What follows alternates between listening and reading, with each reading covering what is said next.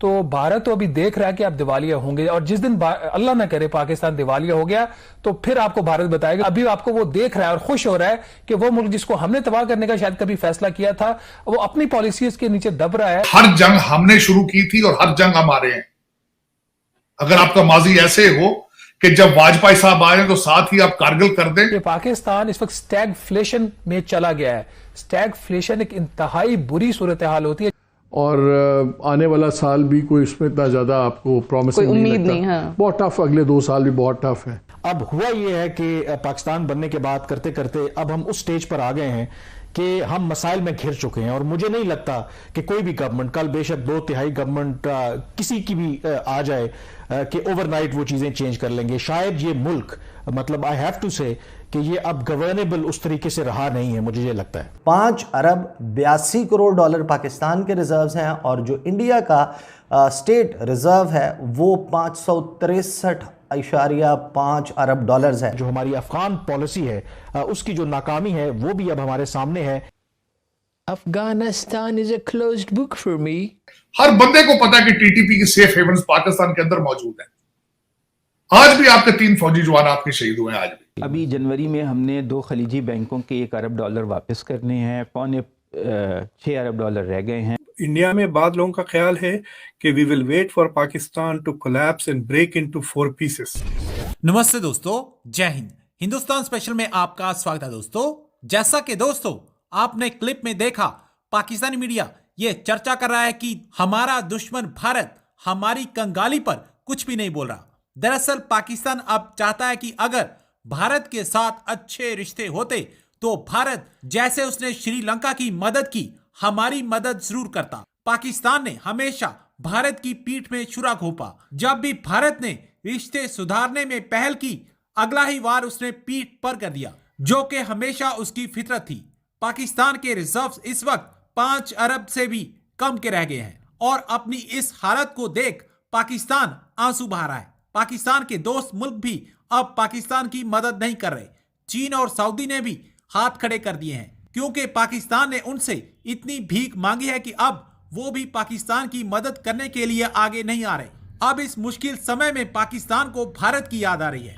तो भारत तो अभी देख रहा है कि आप दिवालिया होंगे, और जिस दिन अल्लाह ना करे पाकिस्तान दिवालिया हो गया तो फिर आपको भारत बताएगा कि उसकी इसके हवाले से क्या तासुरात है। अभी आपको वो देख रहा है और खुश हो रहा है कि वो मुल्क जिसको हमने तबाह करने का शायद कभी फैसला किया था, वो अपनी पॉलिसीज के नीचे दब रहा है। और फिर उसके बाद आगे क्या होगा कि ब्लेम गेम होगी कामरान। इससे ज्यादा इसमें एक जो चीज एतराज है ना कि देखें, वो ये जो बात कह रहे थे कि ऐसी बात तो हमारा दुश्मन मुल्क भी नहीं कर रहा है कि जी पाकिस्तान दिवालिया हो जाएगा। अब प्रॉब्लम हमारे यहाँ ये है कि हमारे जो हुक्मरान हैं वो सच सुनना नहीं चाहते, वो हकीकत से जो है वो नजरें चुराना चाहते हैं।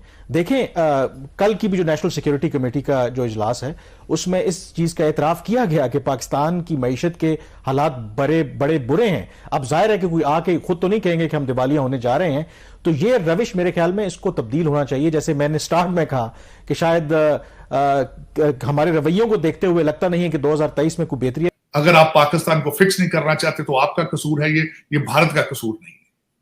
लेकिन आज आपकी मजबूरी है कि you have to fix the relationship with Bharat, India और चाइना और अफगानिस्तान और ईरान, तीनों चारों मुल्कों के साथ। अगर आप ये नहीं करेंगे you can not move forward, period. और उसमें मैं ये कहना चाह रहा था कि अगर देखा जाए तो मैं माजी को मैं समझता हूं कि we have to move forward with it. माजी के अंदर इस वक्त भी आप देखें, आपके यूट्यूब के ऊपर एयर मार्शल असगर खान की स्टेटमेंट मौजूद है यूट्यूब के ऊपर कि हर जंग हमने शुरू की थी और हर जंग हम आ रहे हैं।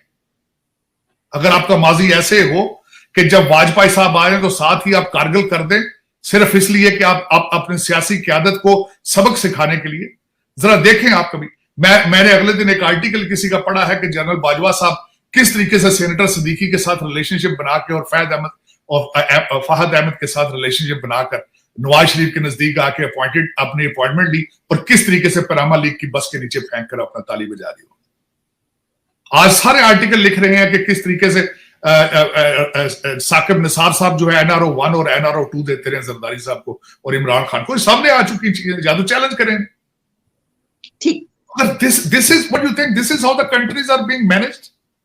ओके अगर इस तरह की क्यादत होगी तो फॉरेन पॉलिसी भी तो यही बनाते हैं ना, फॉरेन पॉलिसी भी तो यही बनाते हैं। मैंने आपको बताया कि foreign policy is not, Shehbaz Sharif साहब फॉरेन पॉलिसी के लिहाज से अपने माथे से मक्खी भी नहीं उठा सकते।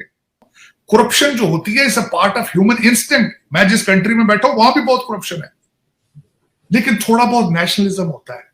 कोई करप्शन करो, कोई करप्शन का कुछ स्टैंडर्ड होता है, कुछ मोरालिटी होती है, कुछ मोरालिटी होती है। हम तो पस्ती की हदों को अबूर कर रहे हैं सुबह शाम, और हर बंदे को पता है, आपके हर इंस्टीट्यूशन को पता है आपके हालात क्या है, हर इंस्टीट्यूशन को पता है। डॉक्टर साहब ने टीटीपी की बात की है, हर बंदे को पता है कि टीटीपी की सेफ हेवन्स पाकिस्तान के अंदर मौजूद है। आज भी आपके 3 फौजी जवान आपके शहीद हुए हैं, आज भी हर बंदे को पता है। लेकिन इशू ये है कि हल करने का किसी के पास हल मौजूद नहीं है, विल नहीं है, इंटरेस्ट नहीं है, बात ये है। और टीटीपी, मैं बड़ा टीटीपी के मैंने बड़ी रिसर्च की, क्योंकि अल्टीमेटली इसमें subject matter, my Motherland is suffering. इसमें टोटल बात यह है, अगर देखा जाए तो पिछली आपकी जो एस्टेब्लिशमेंट की लीडरशिप थी वो उनके साथ नेगोशिएट करते रहे, वो टाइम बाय करते रहे, वो अंदर अपनी से वो बाड़े तोड़कर अंदर आ गए, और या आ गए क्योंकि पिछली एडमिनिस्ट्रेशन उनके साथ रिकंसिलिएशन चाहती थी। वो चाहते थे कि ये आकर दोबारा अपने इलाकों में सेटल हो माफी मांगकर, और वो अपना टाइम बाय करके उन्होंने सेफ हेवन्स बना ली। लेकिन मुसीबत इस बात की है, मैं समझता हूं, जो बैड लक इन पाकिस्तान, रवाज ये है कि जब रिटायर हो जाते हैं तब गलती तस्लीम करते हैं, जब पावर में होते हैं उस वक्त गलती को तस्लीम नहीं करते।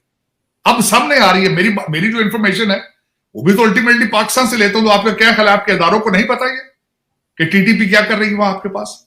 मेरी नजर में पाकिस्तान के अंदर आईएसआई की मर्जी के बगैर चिड़िया पर नहीं मार सकती। लेकिन ये कि मसला ये है कि शायद उनके पास भी बिल नहीं है, शायद वो भी नहीं, उनकी तवज्जो भी सिर्फ टेपों पर चल रही है, ऑडियो वीडियो टेप्स पे है, उनका फोकस भी वही है, नेशनलिज्म नहीं है। लेकिन इस वक्त मैं जो मैं जिस बात पे आना चाहता था, अपॉर्चुनिटीज बहुत, और विंडोज कभी बंद नहीं होती अगर सोचा जाए। डिप्लोमेसी की विंडोज ऑलवेज खुली होती है। आप 2022 की कहते हैं, मैं से कहता हूं आज भी विंडो खुली है if somebody has will to do it. Diplomacy का मतलब ये होता है, give something, take something and fix the issue. That's what called the diplomacy, that is what is called the foreign policy. आज आपके पास you don't have any choice except fixing relationship with India. Bharat के साथ relationship आज आपकी मजबूरी है, ये हर दीवार के ऊपर लिखा हुआ है। अगर आप पढ़ना नहीं चाहते तो ये आपका कसूर है, अगर आप पाकिस्तान को फिक्स नहीं करना चाहते तो आपका कसूर है, ये भारत का कसूर नहीं है। लेकिन आज आपकी मजबूरी है कि you have to fix the relationship with Bharat, India और चाइना और अफगानिस्तान और ईरान, चारों मुल्कों के साथ।